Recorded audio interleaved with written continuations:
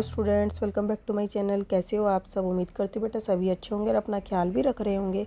तो बेटा आज हम करने जा रहे हैं अपनी वर्कशीट नंबर 4। 12 तारीख की है बेटा। ये विज्ञान सब्जेक्ट की है और 10वीं क्लास के बच्चों के लिए है। ओके, हिंदी मीडियम में है। इसमें आपका जो आज टॉपिक स्टार्ट हो रहा है वो हो रहा है इलेक्ट्रॉन, प्रोटॉन एंड न्यूट्रॉन के बारे में। ठीक है, आपको टॉपिक वाइज वर्कशीट भेजी जा रही हैं किस एक पर्टिकुलर चैप्टर से जो इम्पोर्टेंट टॉपिक्स है बेटा उनके अकॉर्डिंग आपको वर्कशीट भेजी जा रही है। तो इसमें इलेक्ट्रॉन, प्रोटॉन और न्यूट्रॉन के बारे में आज हम जानेंगे। आप सोच रहे हैं कि इलेक्ट्रॉन, प्रोटॉन और न्यूट्रॉन क्या है तथा ये कहाँ स्थित होते हैं। थोड़ा बहुत तो बेटा आप 9th क्लास में पढ़ ही चुके हो इसके बारे में। प्रिय विद्यार्थियों, जैसे कि आप जानते हैं कि डाल्टन ने प्रतिपादित किया कि परमाणु अविभाज्य होता है। ठीक है, तो बेटा देखो आपने क्या पढ़ा था, जो आपका 3rd चैप्टर था उसमें जाना था कि जो परमाणु होते हैं वो क्या होते हैं, सबसे छोटे होते हैं। ठीक है, और लेकिन जब डाल्टन ने ये प्रतिपादित किया कि परमाणु अविभाज्य होता है, यानी कि परमाणु सबसे छोटी इकाई है, उसको हम विभाजित नहीं कर सकते उस समय पर। लेकिन कुछ सालों बाद जब वैज्ञानिकों ने ये खोजा या आविष्कार किया, एक्सपेरिमेंट करते गए, तो उन्होंने क्या पाया कि परमाणु के भीतर भी इलेक्ट्रॉन, प्रोटॉन और न्यूट्रॉन कण होते हैं, यानी कि हम परमाणु को भी विभाजित कर सकते हैं। ठीक है, तो इलेक्ट्रॉन, प्रोटॉन और न्यूट्रॉन को अवपरमाणु कण भी कहते हैं। तो इसलिए इनको क्या बोल दिया गया, अवपरमाणु कण, यानी कि परमाणु के आगे भाग हम कर सकते हैं। तो ये अवपरमाणु हो गया। जैसे पार्ट्स का सब पार्ट्स कर देते हैं ना, कि भाग के भी भाग, ऐसे ही। आइए अब इनके बारे में जानते हैं। तो देखो पहले मैं आपको डायग्राम में बताती हूँ ये होते कहाँ कहाँ है। तो जो आप ये देख रहे हो इसमें यहाँ पर ये क्या है, नाभिक। ठीक है, इस नाभिक के अंदर क्या क्या है, प्रोटॉन है और क्या क्या है, न्यूट्रॉन है। और बाकी जो इलेक्ट्रॉन है वो कहाँ, इसके चारों तरफ घूम रहे हैं। ओके, तो ये देखो ये पूरा क्या था, ये पूरा है परमाणु। अब इस परमाणु में न्यूट्रॉन, प्रोटॉन तो इसके नाभिक में है और इलेक्ट्रॉन इसके चारों तरफ घूम रहे हैं। ओके, अब इलेक्ट्रॉन जो है, इलेक्ट्रॉन की खोज किसने की बेटा, इंपॉर्टेंट है जे थॉमसन ने की।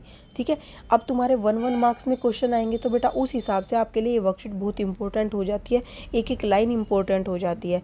इलेक्ट्रॉन को ई चिन्ह द्वारा प्रदर्शित किया जाता है, यानी कि इलेक्ट्रॉन अगर हमें बोले लिखो उसका सिंबल तो ऐसे डिनोट करते हैं, और उस पर क्या होता है, नेगेटिव, ऋणात्मक आवेश होता है। ठीक है, इलेक्ट्रॉन पर नेगेटिव चार्ज होता है।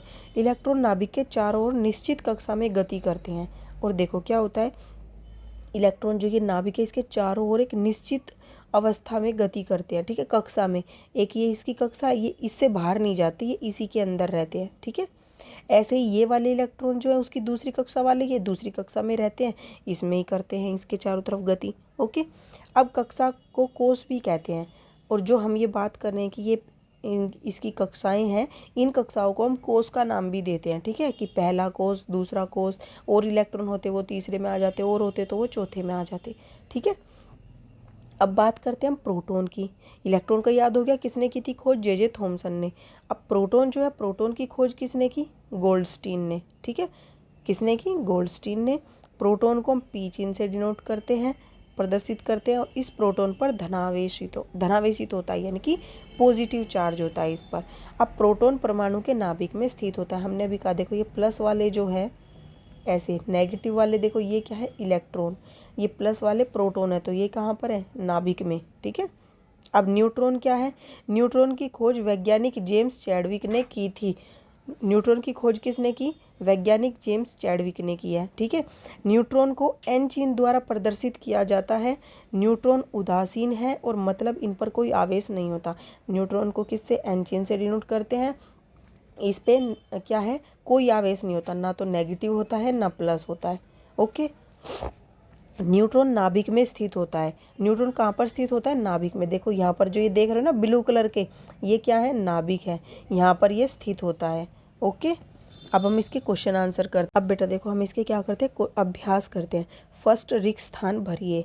तो प्रोटॉन पर कैसा आवेश होता है, प्रोटॉन पर धनावेश होता है, लिख सकते हो आप धनावेश। ठीक है, धनावेश होता है। इलेक्ट्रॉन पर क्या होता है बेटा, ऋणावेश होता है। क्या होता है, ऋणावेश। ओके, अब यहाँ पर डैश ने न्यूट्रॉन की खोज की। तो न्यूट्रॉन की खोज किसने की, जेम्स चैडविक ने की। ठीक है, उसके बाद इलेक्ट्रॉन की खोज किसने की थी, जे थॉमसन ने। ठीक है, इसको टॉमसन भी लिख देते हैं, तो जे टॉमसन ने की। ओके, अब यहाँ पर क्या है, आपको दिया गया सेकंड क्वेश्चन, निम्न सारणी को भरिए। इलेक्ट्रॉन पर कैसा आवेश होता है, नेगेटिव। ठीक है, इसकी स्थिति कहाँ होती है, कक्षा में। ओके, और इसका चिन्ह क्या होता है, ई। और प्रोटॉन क्या होते हैं बेटा, पॉजिटिव चार्ज होता है, स्थिति नाभिक में होती है। ठीक है, और इस पर इसको डिनोट पी से करते हैं, छोटे पी से। ठीक है, फिर न्यूट्रॉन, न्यूट्रॉन पर कोई चार्ज नहीं होता। ठीक है, इस पर कोई चार्ज नहीं होता। और नाभिक, ये कहाँ होता है, नाभिक में ही होता है ये भी। ओके, और इसको डिनोट एन से करते हैं। उसके बाद निम्नलिखित कथन सत्य है या असत्य, ये पहचानिए। न्यूट्रॉन पर धन आवेश होता है, तो हमने तो क्या, न्यूट्रॉन पर कोई आवेश नहीं होता, तो ये गलत हो गया। असत्य लिख सकते हो यहाँ पर, इलेक्ट्रॉन नाभिक के चारों ओर घूमता है, तो ये बात सही है। फिर प्रोटॉन पर धन आवेश होता है, तो ये भी बात सही है।